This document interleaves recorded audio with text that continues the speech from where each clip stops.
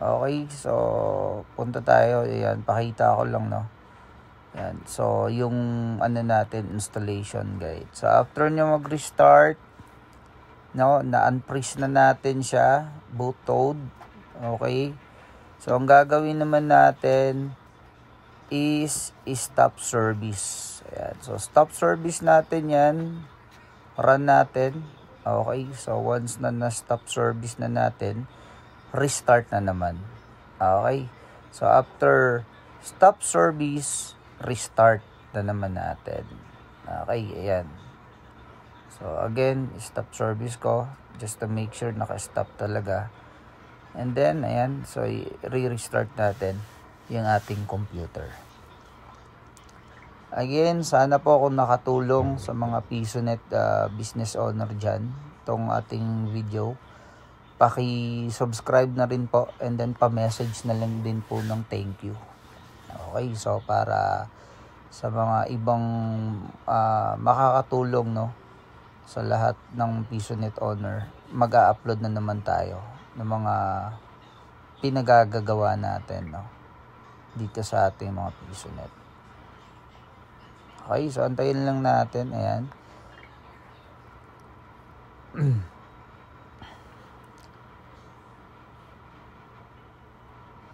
Okay, so after nyan, punta tayo doon sa ating application. Ayan, so again, yung Winlock ko, sorry, di-disable ko lang muna ulit. Okay, ayan, so punta tayo again doon sa application, sa deep freeze. Again, ship, no, ayan, ship, then double click. Okay, pero punta muna tayo dito. Okay, pakita ko lang muna, no, yung ano natin. Okay, so wag na muna tayo dun sa ano. So run paths na lang muna tayo. Okay, so run paths. Ayan, run paths natin. Okay, so and then ayan, so paths, click paths lang. So once na na-click natin and then successful yung nakalagay, no, pwede na natin i-exit yung application. Then, punta tayo ng service, start service. Okay. Start service na tayo. Irara natin yung start service. Ayan. Okay. So, pag-run natin ng start service, ayan.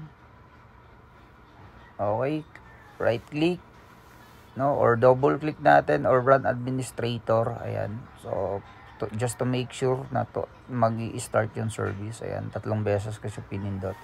Then after that, re-reboot na naman natin yung ating computer.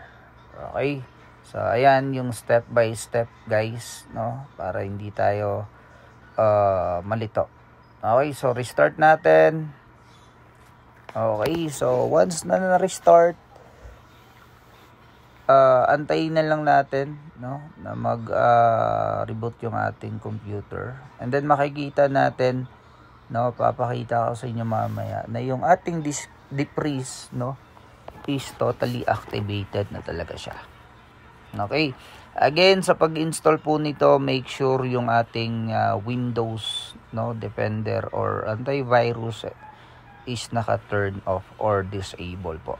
Kasi babalik siya, no, sa pending activation kapag naka-turn on yung ating Windows Defender. Okay? Okay, so para lang